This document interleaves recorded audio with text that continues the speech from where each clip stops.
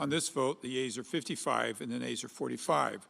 The 60-vote threshold. Qeveria amerikane nisi të mbyllet në mesnat pasi senatorët demokratë dhe ata republikan nuk arritën të dakordësohen për një marrëveshje mbi shpenzimet, ndërsa negociatat mes palëve u kushtëzuan nga kërkesat e demokratëve që të financohet kujdesi shëndetësor. Demokratët e kundërshtuan legjislacionin për shkak të refuzimit të republikanëve për të bashkëngjitur një zgjatje të përfitimeve shëndetësore për miliona amerikanë, të cilat skadojnë në fund të vitit. Republikanët u shprehën se kjo çështje duhet të trajtohet veçmas. Palët fajsuan menjëherë njëra tjetrën për bllokimin, ndërsa kjo mbyllje pritet të ketë pasoja në funksionimin e administratës amerikane, por jo në shërbimet jetike. Sipas zyrës së buxhetit të Kongresit, mbi 750.000 punonjës federal do të detyrohen të dërgohen në pushim pa pagesë, ndërkohë që mijëra të tjerë do të detyrohen të vazhdojnë punën pa u paguar. We'll probably have a shutdown because one of the things they want to do is they want to give incredible Medicare, Cadillac.